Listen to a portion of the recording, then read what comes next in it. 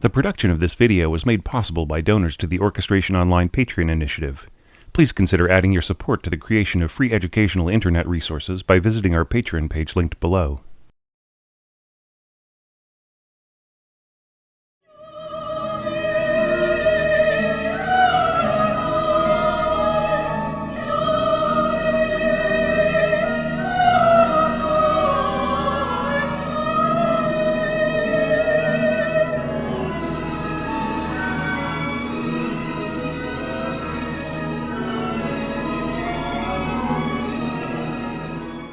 Hey there, this is your orchestration tutor Thomas Goss, continuing our study of Lili Boulanger's remarkable setting of the Psalm 130 De Profundis. Last month's orchestration lesson stopped at the bottom of page 24, at rehearsal figure 9. What follows is a section in which certain main themes are developed and amplified through variations in setting and orchestration. Since we've already studied these themes in detail, let's do some guided score reading here, and take note of Lili's innovative approaches. Then at the end, we'll dedicate a bit of intensive study to the very human heart of this massive work. Please note that in many of the following score images, I've omitted the organ part, simply for overall clarity. However, Lili was a virtuoso organist, and built much of the fabric of this piece from the bones of the organ part. I strongly recommend that you read or even play through these staves to get a handle on the harmony, especially as I don't have time to go over that aspect of the score in this lesson. Back to figure 9. The new section starts with rolled bass drum, and tremolo violas and cellos on a low octave B flat, and just a touch of tam-tam for color. Throughout the following 5 score systems, this B flat pedal will continue to shudder in strings and trill in winds. These pages are also filled with some of the most subtle touches of tone painting. In the top system of page 25, Lili adds 2 bars of horns, half-step trilling on an octave concert D, which at that low pitch and volume is more of a flutter of wind than solid tones. I love the extremely subtle notes from bassoons and broken octave harps, emphasizing the rhythm of the choir. Of course, the double basses and sarrusophones team up for the upward-reaching theme once again, but I like how bass clarinet is substituted for the upper register of sarrusophone to keep the tone more soft and controlled. But I feel the most brilliant touch here is at the bottom of page 25, where the double basses leap up 2 octaves to an intense unison with violas. The 2 instruments have such a close affinity that orchestrators are often cautioned not to score the 2 on the same pitch, for fear that violas might overly dominate. But here the double basses are pushing at the tone with everything they've got, with that chesty viol tone, blending together with C and G string violas. The result is an enormously yearning, somewhat unearthly tone. Look how high Lili takes the double basses, all the way up to treble staff E, the equivalent of E above middle C in concert pitch. The tension is electrifying. Though cellos eventually join in once the pitch gets too low for violas, look at the dynamic balance, fortissimo crescendo in basses to forte crescendo in cellos. Obviously, this part is all about the bass.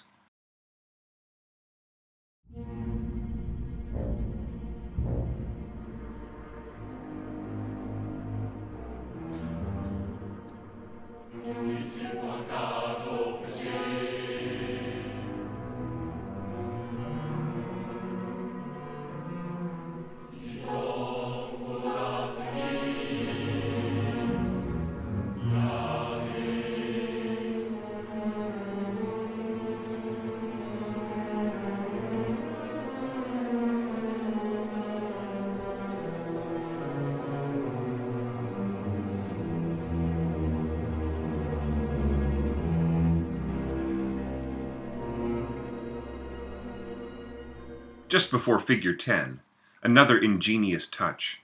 6 desk divisi chords from first violins doubling celesta for a wonderfully spooky sound. This is just a setup for the restatement of the zigzagging opening trombone theme, this time scored chordally. My favorite touch here is on the next page. Bass drum marked piano, but also heavy. This would mean a firm but restrained stroke that's allowed a degree of sustain. Both harps underline this stroke with enharmonically doubled octaves. Above, second bassoon and sarrusophone add tone weight. Note that clarinet, bass clarinet, and first bassoon are already trilling by now on concert B flat. having started on the page before. Meanwhile, back at the bottom of the page, cellos get their turn to leap upwards, from bottom C sharp all the way up, once again to E above middle C. This is the start of a soli line that will last for the next 3 pages, ascend to tenor, and then eventually to treble clef. Over octave tremolo B-flats and basses and violas, the violins also leap up to reiterate their interweaving modal passage from the opening. But that's not enough. Lily once again is going to amp up the tension from all directions before the next entrance of the choir. On the next page, basses and violas turn their tremolos into dancing figures on and around B-flat, while horns dig into the same tone with an almost military alert. Violins continue their weaving, crescendoing to tremolos, while the cellos climb scorchingly high, and this is all just a frame around the trombone and trumpet line in the middle.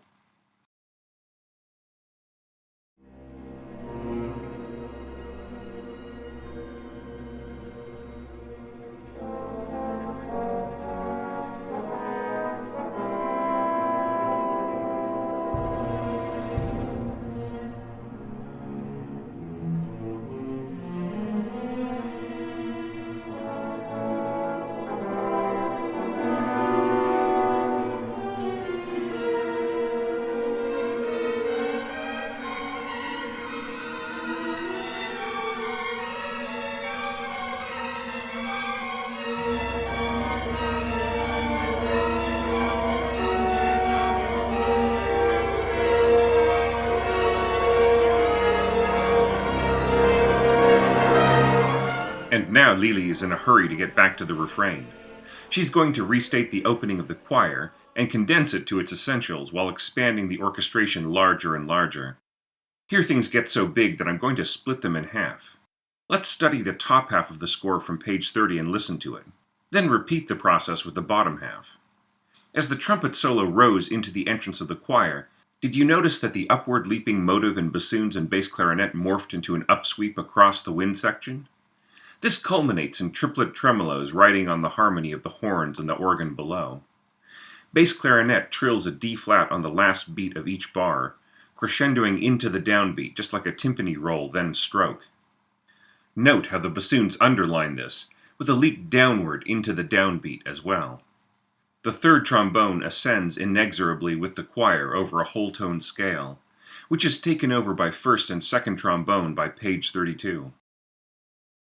At this point, trumpets also double the choir, to guide them and keep their line from getting swamped by the cascading elements around them, as the alternation of chords doubles from half notes to quarter notes. At figure 11, Lily finally unleashes a huge, devastating tutti, fairly simple in construction compared to the build-up before it, but tremendously effective nonetheless. The leading octave melody of sopranos and tenors is doubled by upper strings and harmonized by organ and heavy brass. The counter melody of the altos and basses is doubled by nearly the entire wind section, even bass clarinet. Low double reeds, percussion, and low strings hold down the dramatic bass line. What I find most fascinating here is not how Lily maintains the spectacular high point, but how she climbs down from it from page 35 to page 36. The piano subito chorus allows the winds to flutter down into a moment of extreme calmness.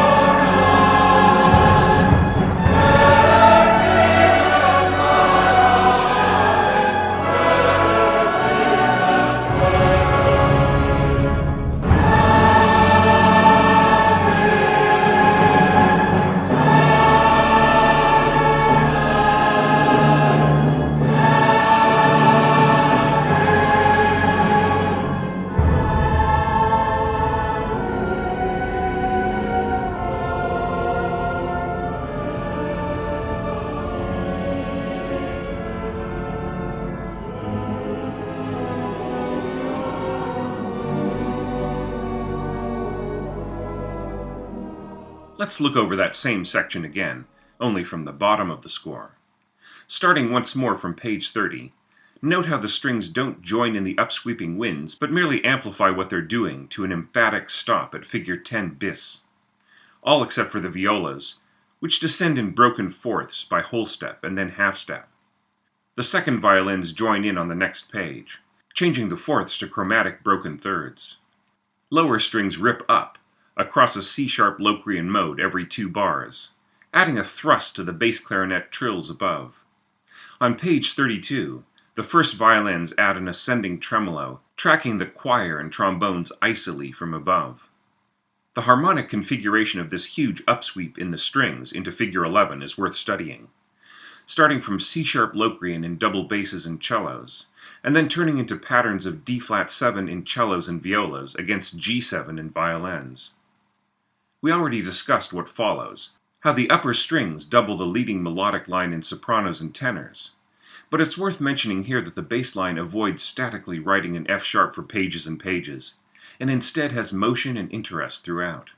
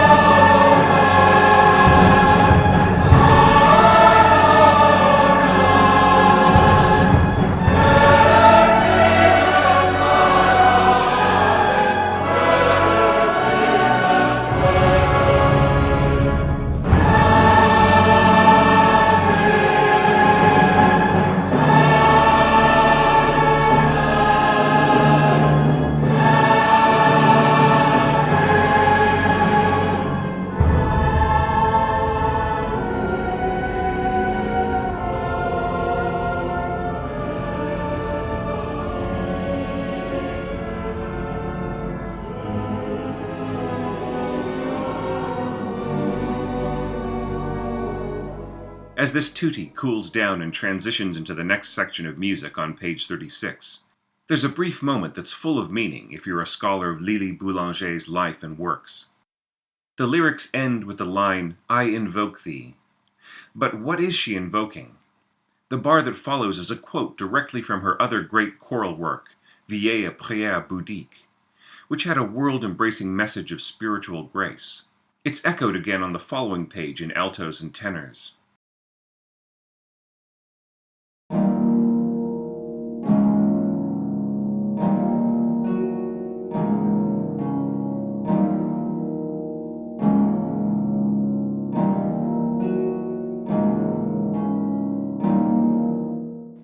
I feel that Lili is telling us that the next words come directly from her, that the alto solo we're about to hear is her voice, speaking directly to us for all time.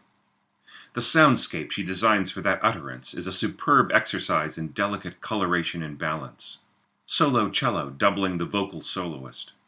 First and second desk second violins in soft harmony.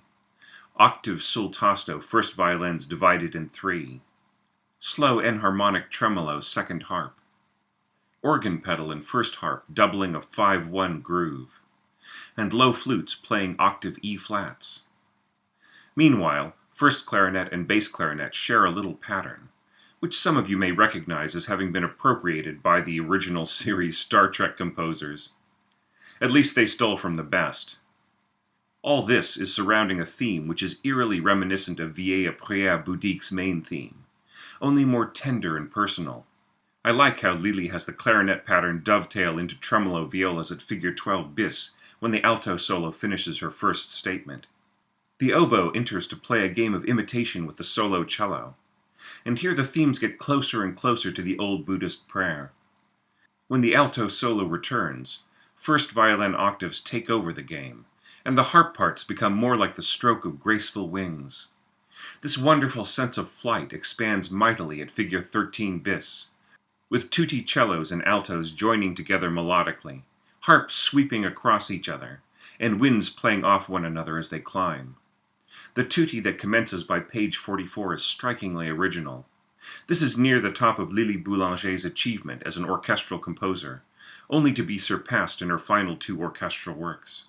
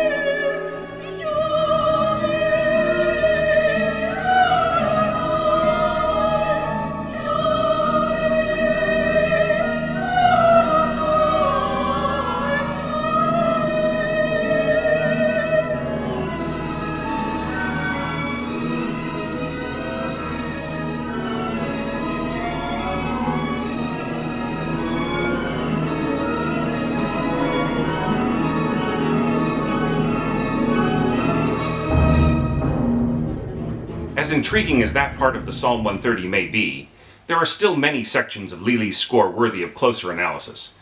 I'll cover what I feel to be the best moments in next month's orchestration lesson, our final look at the Psalm 130 De Profundis. See you then.